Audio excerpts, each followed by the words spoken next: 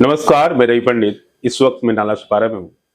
हालांकि चुनाव का प्रचार अब खत्म हो चुका है। 15 जनवरी को चुनाव होगा। वसी महानगर पालिका में किसकी सत्ता आएगी वो भी तय हो जाएगा। इस वक्त हम बहुजन विकास आघाड़ी के उम्मीदवार प्रभाग क्रमांक 10 अमित वैद्य के साथ में हैं और उनसे बात करने की कोशिश करेंगे और जानने की भी कोशिश करेंगे कि आखिरकार इस वक्त पूरे प्रभाग में चर्चा क्या हो रही है, क्योंकि इस बार का जो चुनाव है वसी विरार महानगर पालिका का कोई आम चुनाव नहीं है। ये चुनाव 10 साल बाद आया है और इसका हर उम्मीदवार, चाहे वो किसी पक्ष का हो, चाहे बीजेपी का हो, चाहे बहुजन विकास आघाड़ी का हो, किसी पक्ष का हो, सभी लोग इंतजार कर रहे थे। अब चुनाव हो रहा है तो इस चुनाव में सभी दांवपेच लगाए जाएंगे। राजनीति की जा रही है, रणनीति की जा रही है और माहौल काफी गर्म हो चुका है। सर नमस्कार। नमस्कार।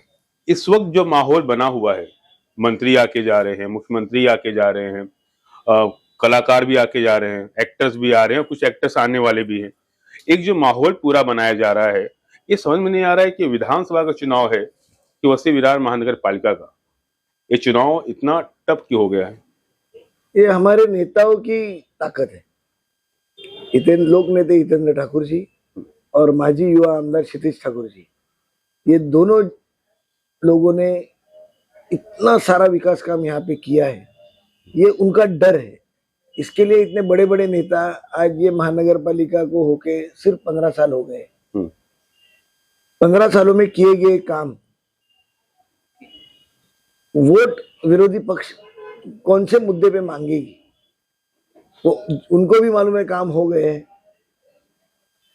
उनके नेताओं को भी मालूम है, हो गए। हमारे अप्पा हमेशा बोलते हैं ये इलेक्शन टूरिज्म है, तो वो टूरिज्म के हिसाब से आते हैं। हमारे यहाँ मछली बहुत अच्छी मिलती है तो उसका स्वाद लेने के लिए यहाँ आते हैं। अदरवाइज कोई कितना भी बड़ा नेता आए पार्टी का, यहाँ की जमीनी हकीकत उनको क्या मालूम। अगर सच में उनको इलेक्शन जीतने के लिए या लोगों के भले के लिए लड़ना है तो यहाँ के जो विधायक है उनके ही ताकत पे यहाँ पे प्रचार करना जरूरी है ना। हमारे लिए तो कोई स्टार प्रचारक बुलाने की जरूरत नहीं लगती। हमारे कार्यकर्ता ही हमारे स्टार प्रचारक है, जो हमेशा अप्पा बोलते हैं। बीजेपी वाले कहते हैं कि 35 सालों में कोई विकास नहीं हुआ, कोई विकास नहीं हुआ। अब परिवर्तन हुआ है 1.5 साल पहले, तो अब विकास होना शुरू हुआ है। तो कोई विकास नहीं हुआ तो डर किस बात की?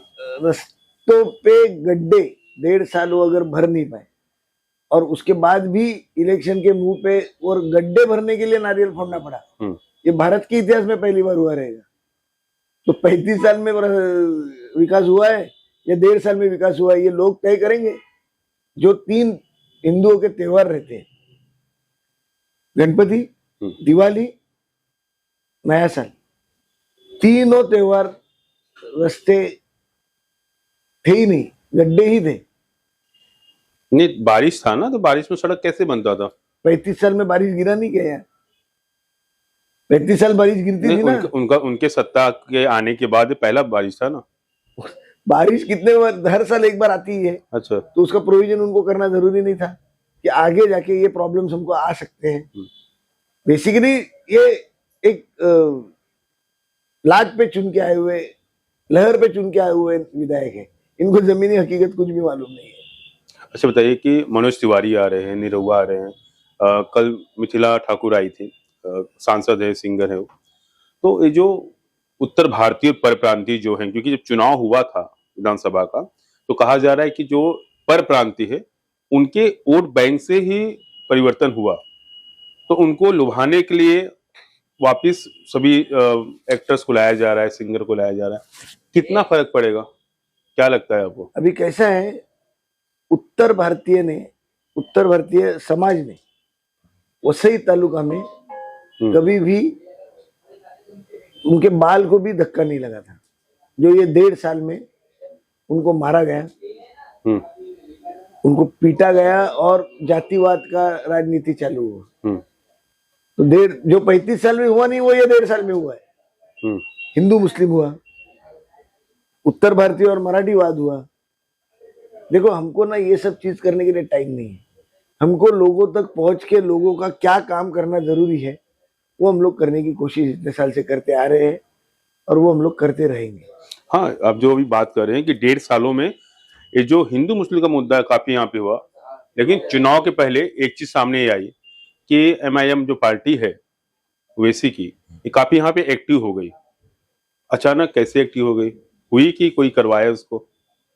अभी कल ही मशाल वाले उनके नेता है प्रमोद दलवी, उन्होंने ऑफिशियली बोला कि उनके जिला प्रमुख ने मेरे सामने जो प्रत्याशी है उनको हाथ में पकड़ के ये पूरा गेम घुमा दिया, हमारी युति होने नहीं दी और तीसरी पार्टी को अंदर डाल दिया जो वोट बी टीम है भाजपा की। नहीं, महाराष्ट्र में तो गठबंधन हो रहा है ना एमआईएम के साथ ना। हाँ।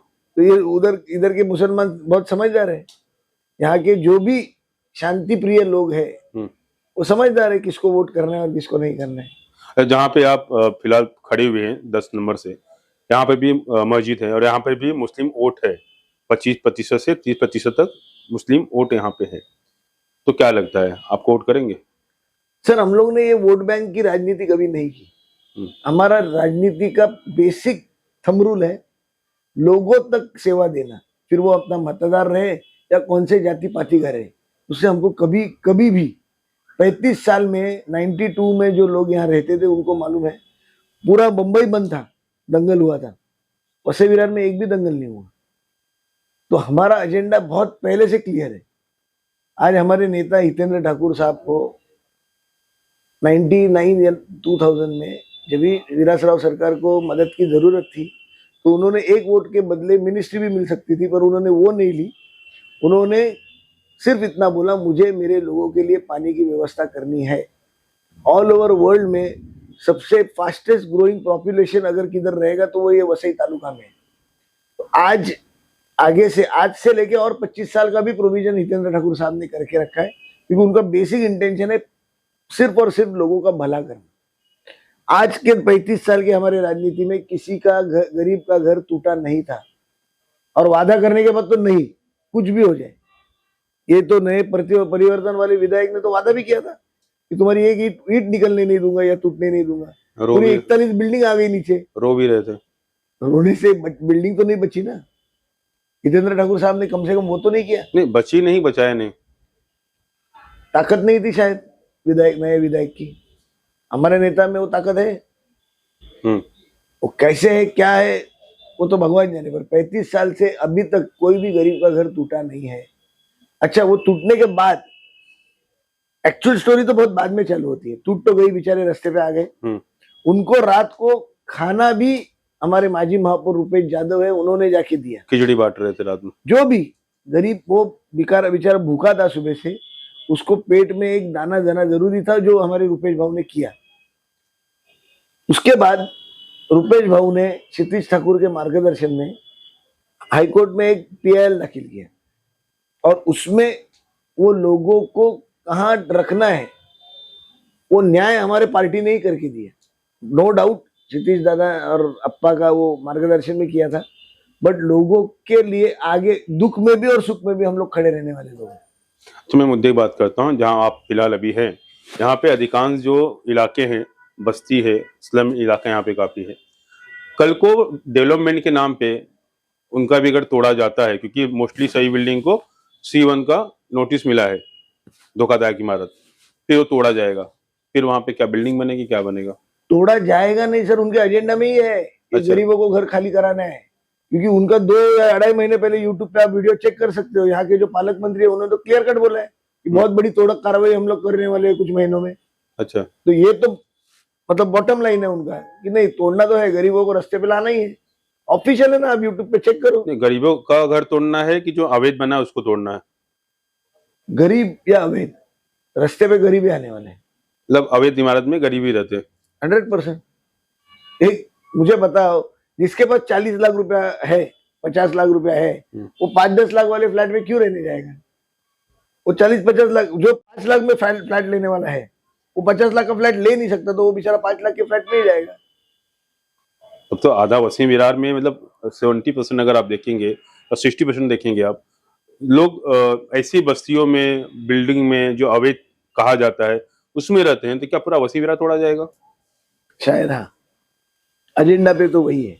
मुझे आप एक बात बताओ, इसमें अवैध और वेद, ये बात नहीं है। जो अचोले में 41 बिल्डिंग तोड़ी गई, वहां पे इनका कहना था रिजर्वेशन XYZ का था, तो वो तुरंत टूटने के बाद रिजर्वेशन चेंज कैसे हो गया और वो घास गांव में कैसे गए? इसका जवाब क्या है उनके पास? सरकार उनकी ही है ना, तो सरकार को वो प्रशासन से पूछ तो सकते हैं रिजर्वेशन चेंज कैसे हो गया। मतलब इधर इनका गरीब का घर तोड़ के बड़े बड़े टावर बन के जो 50 लाख वाला फ्लैट लेने वाला है उनके लिए ही प्रावधान कर रहे हैं लोग, इनको गरीब से कोई लेना देना अब मुझे बताइए, चलिए अगर ऐसा होता भी है भविष्य में कि ये सब जो बिल्डिंग तोड़ी जाए, सबको नोटिस दिया जाए, नोटिस तो दिया गया है ऑलरेडी, लगभग। नोटिस दिया गया। मैं जो तो प्रभाग से खड़ा अगर वो हूं, बिल्डिंग तोड़ी जाती है, मैं जो प्रभाग से खड़ा हूँ वहाँ 197 बिल्डिंग्स को ऑलरेडी नोटिस C1 की दी गई है। अच्छा अच्छा, वो तोड़ा जाएगा तो आप क्या करेंगे? आपकी सत्ता क्या करेगी? या आपके जो अगर सत्ता हमारी आई तो उसके लिए हम लोग पहले दिन से, जिस दिन हमारा महापौर बैठे वो दिन से हम लोगों को क्लस्टर डेवलपमेंट और जो भी रीडेवलपमेंट के लिए कोशिश करेंगे। लोग जो गरीब रह रहे हैं वो घर इलीगल से लीगल कैसे करने का, इसका कोशिश हम लोग करेंगे। नहीं मतलब कुछ ऊपर नीचे हुआ तो सरकार तो हमारी ये बन रही है, उसमें अच्छा। कोई दो राय नहीं है। दो राय नहीं है। सरकार रादर हमारा महानगर पालिका में महापौर वहां पर बैठेंगे। तो आप ये जितने भी इमारत टूटने वाले हैं, जिसको C1 का नोटिस आया है, तो उसको कैसे सुधारा जाए, कैसे बिल्डिंग नया वहां बनाया जाए या क्लस्टर में लाया जाए, उसका भी योजना करेंगे। उसके लिए पूरी तरह मेरी एक टीम तैयार है, क्षितिज दादा की भी एक टीम तैयार है। हम लोग दोनों की टीम कोऑर्डिनेट करके वहाँ भरत मकवाना जैसे बहुत बड़े सीनियर नेता हमारे साथ है, उनको साथ में लेके वहाँ के गरीबों के लिए पक्का घर और लीगल घर कैसे मिल सकता है, इसके लिए हम लोग कोशिश जरूर करेंगे। अच्छा बताइए कि आपका जो प्रभाग क्रमांक 10 है, इसमें क्या क्या समस्या है, और अगर आप जीतते हैं तो जीतने बाद क्या क्या समस्या दूर करेंगे और पहला काम क्या करेंगे? सिर्फ बेसिकली ना 10 साल से वहां कुछ काम हुआ नहीं है क्योंकि प्रशासक था। जो भी अभी पेंडिंग्स काम है, देखो नगर सेवक से आप उम्मीद क्या करते हो? मेट्रो की तो उम्मीद करोगे नहीं। जो बेसिक काम है, नाला गटर रास्ता पानी, ये 100% सीधा कैसे होगा, जो भी अभी ऊपर नीचे हो गया है उसको एक लाइन पे लेके वो लोगों के लिए वो सुविधा और आसान कैसी होगी, इसके लिए कोशिश करूंगा। आप कोशिश और करेंगे। सबसे बड़ा पॉइंट, गरीबों का घर बचाना है, ये हम लोग करने ही वाले हैं। सत्ता आती जाती रहेगी पर गरीब रास्ते पे नहीं आना चाहिए, ये हमारा बेसिक इंटेंशन है। जी धन्यवाद। तो अमित वैद जी का कहना है सत्ता तो आती जाती रहती है, लेकिन जो घर है गरीबों का, क्योंकि स्लम इलाका पूरा है, उनके घरों को बचाना है और पूरी कोशिश करेंगे कैसे उनके घर को बचाया जाए, कैसे उनको बेघर होने से रोका जाए। अब देखना ही होगा कि 16 तारीख को रिजल्ट क्या आता है, कि 15 को चुनाव है जनवरी में और 16 को रिजल्ट है, तो से साफ हो जाएगा आखिरकार जनता किसके साथ में है और किस पक्ष का महापौर उसी विरार महानगर पालिका में में हूँ तो